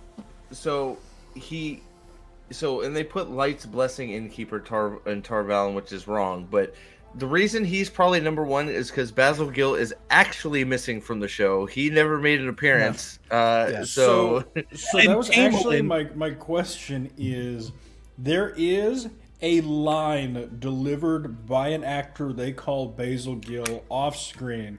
The only reason you know it's him is in the subtitles. Is it this guy right here in the picture? Well, you never see him. He never comes in.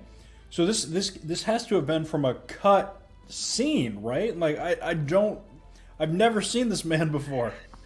I don't remember seeing him either, right? So Jesus.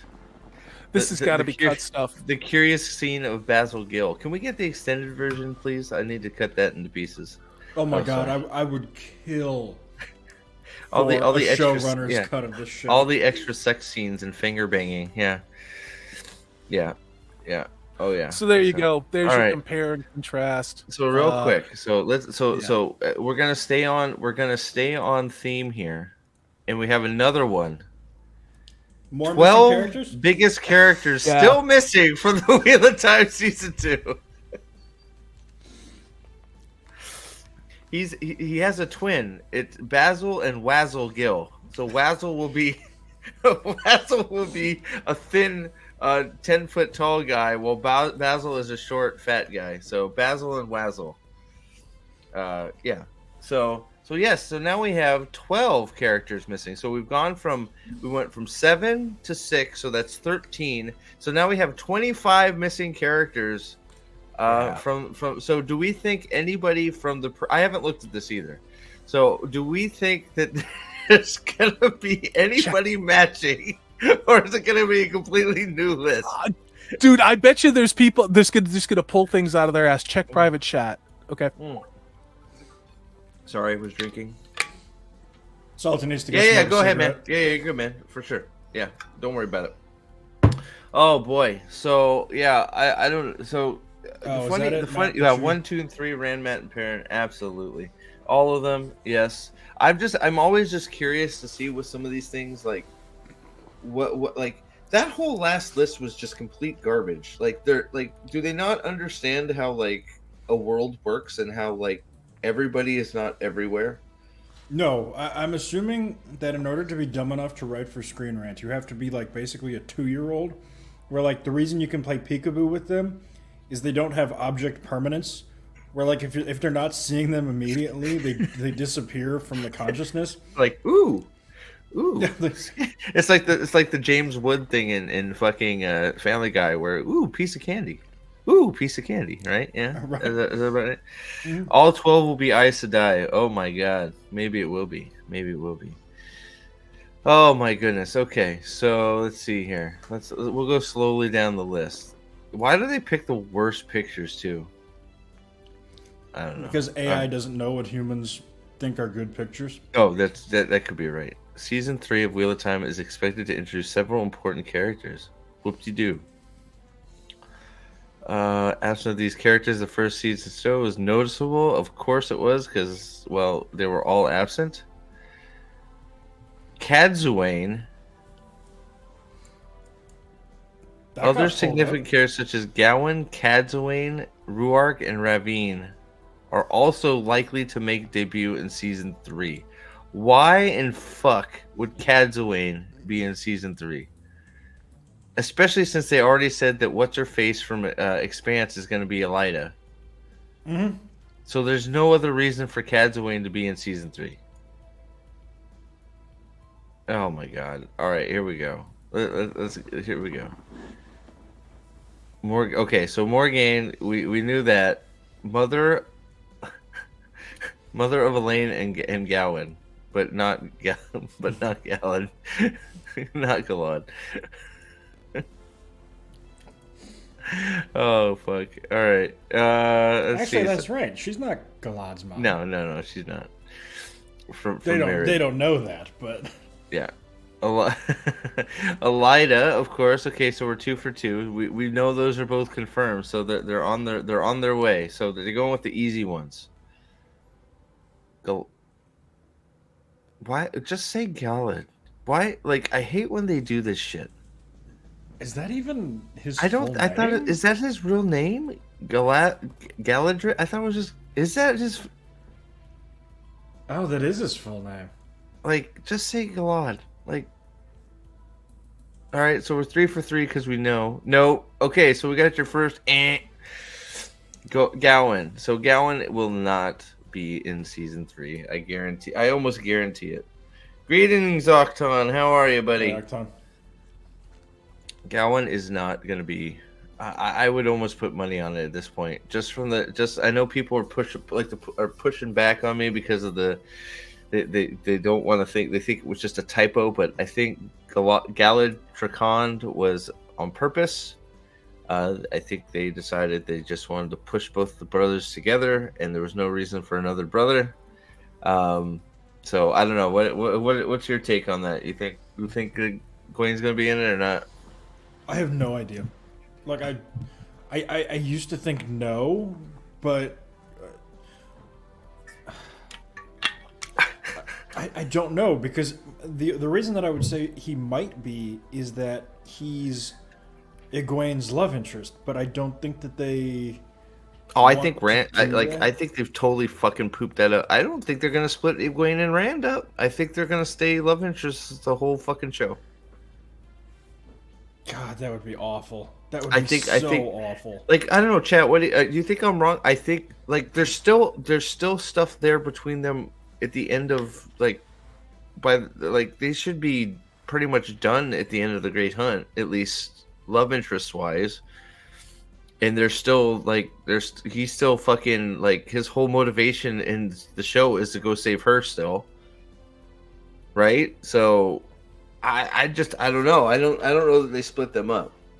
I don't know. Do you think I'm wrong, chat? I don't know. Do you guys think that I think this whole Elaine thing was just a red herring bullshit. I think like it'll be no, see, this is okay. So you know what? It just came to me. They set it up all season. Look at the foreshadowing. Elaine is in love with Egwene. Egwene is still in love with Rand. So they all have a little throuple, and Elaine learns to love Rand because she loves Egwene so much. Stop it. Well, they shared toilet wine. I mean, come on. They did share toilet wine. I mean, come on. Stablebow is right. There was a glow around Elaine. Wait, what?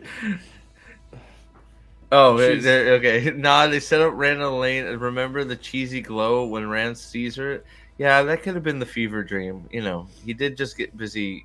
Well, no, he was laying on the ground. I'm not quite sure how Elaine made it up there, considering she has no leg. But I mean, I digress. Okay, so let's see here. So Gowan, that's a hat. No, like why? I don't understand. Like, so this rumor has run rampant because of that stupid tweet between Rafe and fucking her talking about Wheel of Time and how she wanted to play Cadsuane.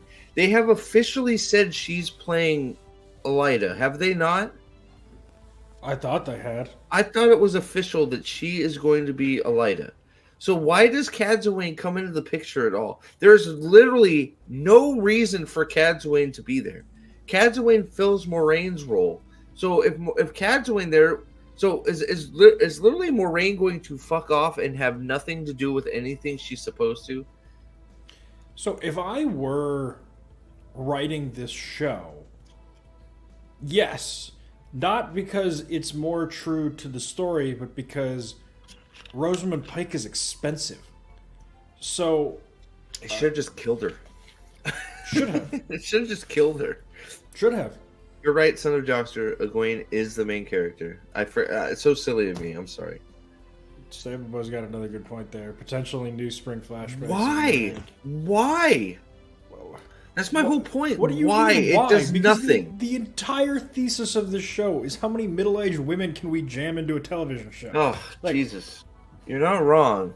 You're not wrong. Jesus Christ.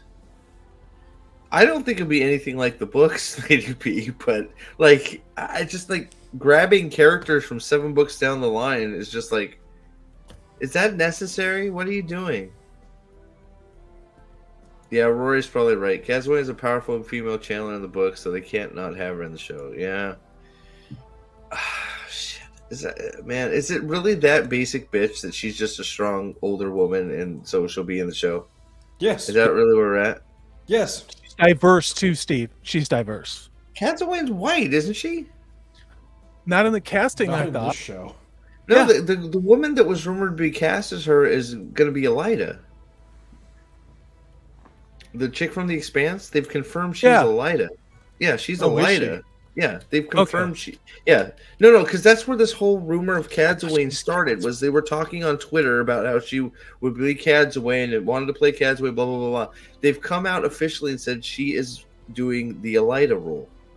Okay. So I still don't understand where all this Cadzawain talk comes from with her being Elida. Like, there's no as soon as she's Elida, all this Cadzawain shit should go away because there's absolutely originally the reason was, well, she wants to play Cadzawain, so we'll make it happen because she's a great actress. Because once again, we are not writing stories for the story. We are writing for the people we freaking hire to be actors and actresses in our show. The identity of the person hired to play the role is changed. The character they're to play has to be the identity of the actor, and this is why everything is shit. That's why everything is shit. Ruark, probably not. All Aiel are female. This is known, right? Yeah. Yeah. Can I interrupt you for 1 second? We have 46 people watching right now, which is remarkable. It's wonderful to see all these people back in your chat. If you can, we've only got 25 thumbs up now, and it sounds like we're simping and begging. We're not, because I forget to do it too. If you could just hit that thumbs up button for Steve. I don't get anything from it. Alex doesn't get anything. It just helps this video maybe get seen and get picked up. Just appreciate it. So, but thank you. It's wonderful to see everybody here. I'll beg. Yeah. 46. I didn't see it pop up that high. Thanks, guys. You guys are awesome. Hey, man. Ruark. So I think it's possible, but I don't know. I think it's gonna be I don't know. He's just gonna be a dumb guy, and it's gonna be all about these three. Wait, is she holding the spears backwards? Of course she is. Why is she stabbing Loyal in the penis? Oh, sorry. Look, she's stabbing Loyal in the penis. I suppose if you were going to turn it to throw it, you would carry it like that. Okay. All right. Not handy for close quarters combat, but what do I know? Of course, Judkins. Abienda's got her Spirit of Halloween spear there. Sorry. Went to the same shop as oh man, Easton's having a I think Easton I love it. Joy. Ravine, I see. This is the problem. If they're gonna do the Queen of Andor, then what is it gonna be? I mean, unless I still think they're gonna have a lesbian love affair. It's gonna be can they do that? See, this is the play intersectional games, win intersectional prizes, mindfuck. So this is the biggest problem I have with this whole thing with Ravine being here. Hi, Nick. Are we telling Fires of Heaven or are we telling the Shadow Rising? No. Neither. Right. Well, I'm not telling either. Are we faking the Shadow Rising or are we faking Fires of Heaven? Sorry, because he shouldn't be there. Yep. What do you think, Alex? I also love that this picture is Moradin. It's not Ravin. Yeah. But I don't know. Could they just do it without the sex stuff? Could they just? I think that's the only way they're gonna do it is with the sex stuff. That's the only reason it's gonna be in there, right? Is she's gonna be a little simp for Gabriel yes, Gabriel, right? So are they gonna do like the Lord of the Rings thing where Moraine comes in and revives her again? I am no man. Style? Oh wait, no, sorry. No, she's gonna walk in the room and I am no man. It's like nobody asked, Murray. What the fuck is what are you talking about? You have quit no stabbing bitches. Quit stabbing bitches while I'm having sex with them. All right, I want to bang this broad. Moraine, stop walking into rooms and declaring you're not a man. Jesus Christ, we know. Fuck. Shadar Heron says the queen is going to be FFFFFFM male sex dom scene. Could be. I mean, I that's am what no this show is all man. about. Although, who are you to assume the gender of them just because they? I'm not going to say that. It's not Hey, my show. dude, But you know what I was going with. dude, fucking Screen Rant is fooling themselves. Pedro Nall. Why would you have Niall at this point? Why would Pedro why? Nall be in this? Just put Valda in charge of the White Cloaks. Like that's. Oh my god. Would that explode? I think that's highly unstable, John. Oof. We have a freaking like matter. Maybe we'll have a crossover where Gladriel can come and scissor with Moiraine Oh on my god, they horseback. do That like a would be flying scene, like that would be next Adventure level. Time, like Next Epic level. High Five is like. We're gonna see like oh. Power Rangers where they come together. And... Yeah. I mean, at what point does Amazon become its own version of a Robot Chicken episode? Do you know what I mean? Like it's so fucking crazy and wrong. It's literally Robot Chicken, only it's not. Just a portion of the Earth just sucks in on itself when this like that idea comes up. It's like just sucks into the core of the Earth. It's just like, oh my god. Yeah, the Reaver. Easton's getting into this now. Zarain Fail Bashir. Of course she's gonna be in it. I would love if they made Fail Slayer. Just so just so we know that she'll die. Just fucking cut Fail. Pick one of the fucking backup Aiel to be Perrin's love interest and send it. Like, Yeah, very well. I mean, I could. Some of those chicks are kind of hot. They're hotter than the. Yeah, that's not. Yeah, they already. Well, Fael's already been cast, so there's no hope of that. So. Yeah, it's true. I still liked my theory that that Elias and Perrin were going to get it on, but they're not your pack, boy. Is they're not your pack. That was also meaningful. That was also meaningful to have Elias back. He really did a great job telling Perrin like everything he needed to know about it. My favorite scene was Bail Domon. Yeah, see those are the scenes like Gareth Bran and Talonvor and those characters are gonna have. They're gonna have those stupid scenes where he's like, "I brought you the Quindalar and this note. $50 for this rock of useless Quindalar. $1 for this note that has all the information you want on it. I'll give you $1 for the note." Okay, but you not take you rapscallion, you outsmarted me. You're so smart, Moraine. You must be a puppet master. You're so skilled in every way. Now go stab a Fade in the face and kill him. So I'm gonna give you a sneak peek of today's video. Sweet. Boobs. The end of episode of the finale where Lanfear confirms that she gave Bail Doman the Quendiar. Do you realize that if she hadn't given Bail Doman the Quendiar, Doman never goes to Moraine, Moraine never realizes Lanfear is loose, and Rand actually gets to come inside of a woman rather than Moraine killing her? It's true. The blue balls on Rand have got to be substantial. Mm-hmm. I mean, he probably would have shot the actress playing Lanfear right off of him about 4 feet. Whenever you just start like these people not fucking kill me. Why it's just stupid. Why the fuck would they're all playing like 82D chess and they all think it's like, come on, just fucking like I want see Lanfear gave her the Quindiar because she needed to know that Lanfear was out. So then Moraine could then covertly move Logain to Carhian Asylum because that's a place. So then she could strategically get Rand to move to Carhian Asylum too and work there with a guy named Errol to learn a bunch of sword forms and then learn how to channel from Logain, all because Moraine said so. Oh, and then on top of that, we all went to we all needed to, I need Moraine to know all this so I could then get on her side and blow up Carhian's foregate, and then we could all travel through the Waygate together like one big happy family, and I could ditch her outside so Moraine could proclaim Rand the Dragon after using the cruise missile technique to fucking blow up all the Shan-Chan boats, and then she could make a stupid fire dragon and proclaim Rand Dragon instead of him. Yeah. Wow. That was a thought out plan, Lanfear. That's so much better than what Robert Jordan wrote. When you put it like that, Steve.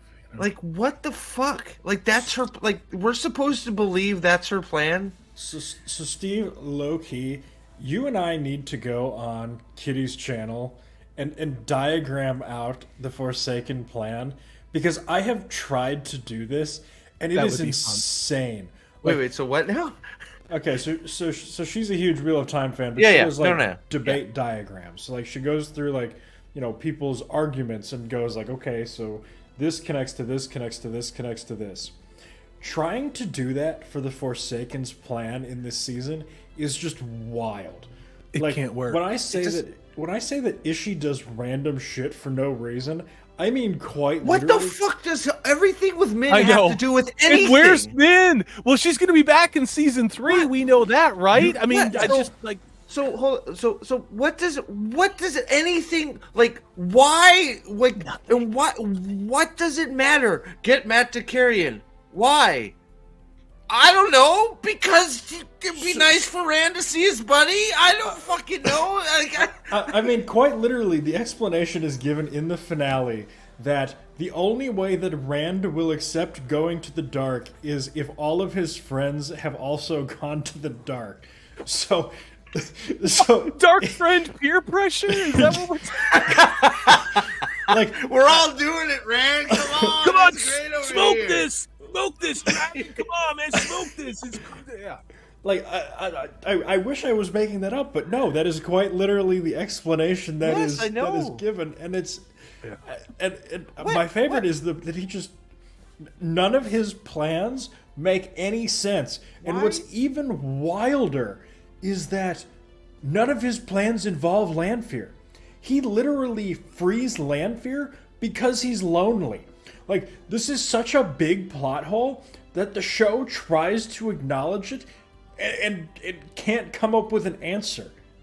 It ruins Lanfear. In the video. I mean, you could have an incredibly powerful female character, and instead skipping all the stuff that kind of, well, it does happen with Rand in the books, like going through the different worlds and the times and the things that they skip all that. I mean, I don't care what anybody says.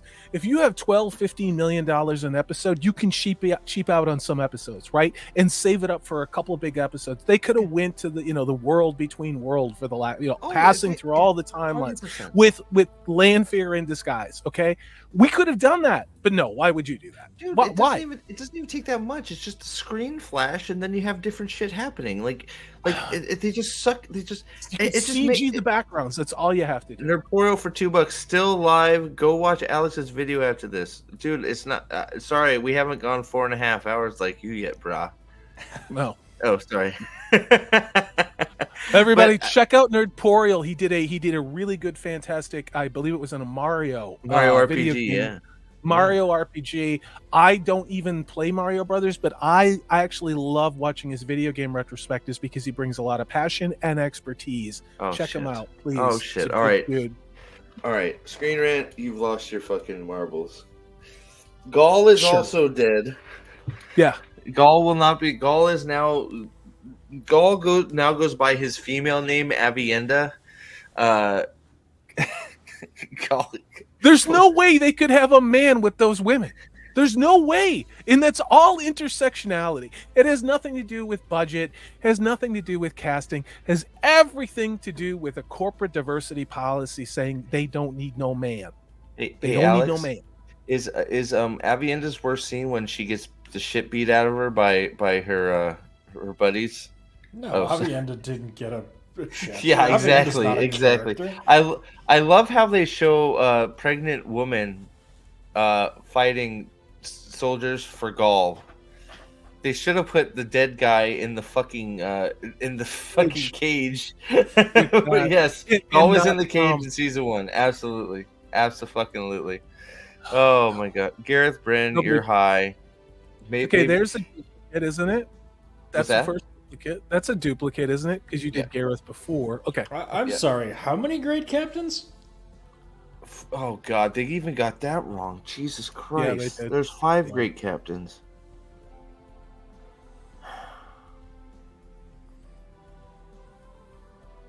Nobody takes this seriously except those people who love it. That's the problem. How is it you don't know that? That you put it in there, but you don't fucking know that? Well, because the AI doesn't care. But the AI, if it's AI, they should know. They're looking up data on the fucking internet. They should know that there's 5. Unless. So there's. Go ahead, Alex. I don't know if you followed AI in the news, but one of the big problems that people are having with AI is that AI has started to notice certain things, and people have been asking AI questions that the people who make it don't necessarily want it answering. Mm-hmm. And so basically all AI in the world right now, at least that's out in the US and Europe, has been lobotomized. Yes. Because because Skynet was online and we were about to freaking nuke ourselves. Well, because they don't want them to say what reality is. Yes. Because objective reality is through the huge narrative. What was that? I missed it. What's the title? He took his headphones off. Somebody punch him in the throat for me. Julian Sandar, number 1. A little late for that, wouldn't you say? I mean, well, we're never gonna get Calendar anyway, right? I mean, like, I don't. What in God's name would make anybody think that Julian Sandar is going to be in the show? What? Why? I mean, why? Matt is going with the girls. There's no reason for him to be there. You don't need a thief catcher anywhere. You don't. You already got rid of her in the chat. You know, you got rid of that scene too, of her and getting to be cool, charging with the Heroes of the Horn. Instead, we get the Dust Clouders, and we get the freaking goddamn costume party of freaking Heroes of the Horn on a bridge. The epic battle of our time. The epic battle that's like freaking Gladiator is a bridge battle with a bunch of fucking goddamn costume wearing hippies. We got the samurai. We got freaking in a lot of CGI Aquaman. People. You got fucking all kinds of. It's fucking so laughable. It's so, oh my god. You have You've got a couple cosplayers that are there, and then the rest is just CGI shit. I love how comes from the city of Tyr. Well, how's he going to be in the show? They're not going to Tyr. Tyr doesn't exist. What's up, Gadfly? They can't let Pedro now be considered. Is it Niall? It's Niall. Pedro now be considered a great captain. It would be problematic for the White Cloaks to have a character that people in the world respect. Real people say the White Cloaks are heroes. Well, since they portrayed themselves in season 1, since the White Cloaks in season 2 were the only people acting like heroes, I think it's pretty safe to say that they don't know. That's also the crazy, because I think you're probably right, Gaff. I'm going to close this article because that's the last one. What a fucking joke. But it just shows you how messed up these people are, because I believe we obviously all know they think White Cloaks are a problem, right? Then why did you portray them the best out of as the best people they literally? Do you think that was intentional? No, it was completely intentional. No, I think it was completely by mistake. But it's like it's one of those things. You cut out the whole part of why they were sent there and all that stuff from Pedro now, all that shit, right? They literally went to help people. That's it. They went because the Shan-Chan were encroaching on Falme, and they said, there are innocents in Falme. We are here to free them. Literally the first selfless act in this entire series. Yes. From anyone. Really? They go out of their way. Yeah, from anyone. That's what I'm saying. They're the only ones that did anything purely good for no reason other than because people needed help. That's it. They just went to help people. Not because they were ordered to, not because people needed help, and the Shan-Chan are bad. We're going to free these citizens whether we die or not. Yeah. How are you writing that going, they're terrible? But they have to be killed for that, Steve, because they're not either stupid or evil, or their plan to make them evil backfired, because their version of evil essentially is our version of a good person, which is kind of crazy when you think about it, but also explains everything with this show and just about every other piece of streaming entertainment out there, It's crazy. I don't understand how you write that and just Algomar is dead, so maybe that's why. Well, actually, he's not dead. He's alive. Is he dead? I'm pretty sure he's. I'm gonna have to go find it. I'm pretty sure that Agumar. They said Agumar's alive. I'm almost positive somewhere in there because we were joking about it all last season. He's like Darth Maul. He's like Darth Maul. So he's got his mechanical legs and shit. He's in a wheelchair with just his shoulders. He's wearing Lady Amelisa's like fucking hair as a fucking cloak or some shit. Sorry. So I actually think there were several instances last season where a bad clip was in the show, and Amazon later went through and changed it. The double Nynaeve Egwene hug was one of them that they went and cut out. I'm 90% sure they cut out the scene where Agelmar gets stabbed. Ingtar says Agelmar got a new sniffer and replaced it with Lord Ingtar. I think you're right, because they also changed the head popping that occurred in the episode where Moraine kills the horse for no reason, and then Lanfear comes along and blows somebody's head off. That was changed too. Did they change that? They changed a couple of things. Yeah, it looks so terrible, and I think that enough people made fun of it that they changed the CG on it post release. Wow. I'm glad Alex pointed that out, because they're trying to unfuck because I feel like we're talking about that before with the we went looking for it, right? You had like the only one I had like I had taped it, and they had, when we went to the scene, it wasn't there anymore. I swear to God, they said Agelmar sniffer. Yeah, I'm 90% sure they did. We got I remember live in the chat too. What's up, Yanan? What's up, Thumb? How are you guys?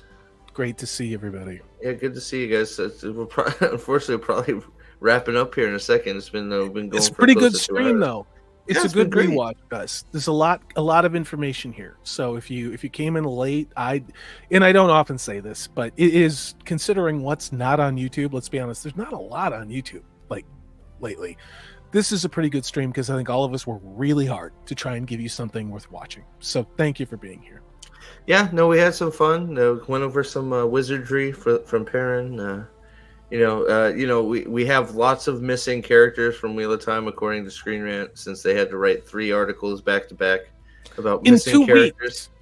In 2 weeks, we had the 12 characters that are missing. You're going to get the 7 characters that you're going to get, and the 6 characters. Like literally, the AI. Someone needs to unplug it and plug it back in, because something's wrong here. You know? Yeah. So, but I've also put out a video today about Logain. There's some ridiculous statements being made about Logain.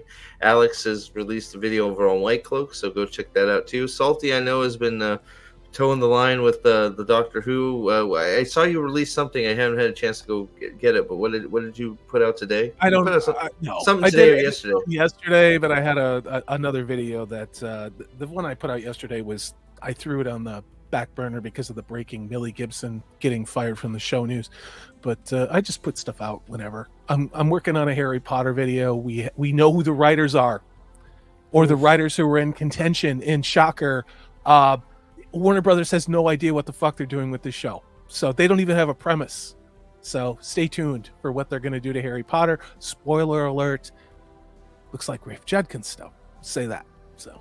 Yeah, well, Rafe Judkins, God of War. So be ready. It's being written. So, that's what we're talking about, Lady B. The worst moments video on White Cloaks is up and live. Go check it out. I know I'm going to after this. My Logain video is up, and we got Stormlight Archive tier list hopefully soon. Now that I'm back on in the world of the living, some more streams. I know me and Nathan have been talking about the fight scene autopsy stuff for season 2, so that's going to be coming soon. More videos, more. I guess I got to figure out if I'm playing Baldur's Gate 3 or not. So throw some. What's that? More of these live streams, Steve. Yeah, so try and get, as long as I'm not working, try and get more consistent with some of these and just get back on track for being here, for everybody to talk and everything, and maybe get another member stream in so y'all can say your piece, everybody that's members. Those are always fun too. So But yeah, so thank you everybody. Play Baldur's Gate 3. It's well worth it. I got to decide here soon, just because lots of stuff coming Good out. night, So Lyle. Good night. thank you very much, Luther, for being here. Good night, Lyle. Thank you for being a member again, and for all that. Consider becoming a member. We have member chefs every once in a while, and stay tuned for more videos from all of us. Check out Norporio as well, and hopefully we might be getting a few new faces in here from time to time. We want to try and rotate some fresh blood in here, so we'll see what we can get. And so thank you all, and we will see you soon. I guess we haven't seen Jave Dumpkins in a while. You may be seeing him sooner than you think. So we'll see you guys soon. Have a great night, guys. Thanks for being here. This stream is brought to you by... Have you ever been misunderstood? A puppy in a rage monster's body?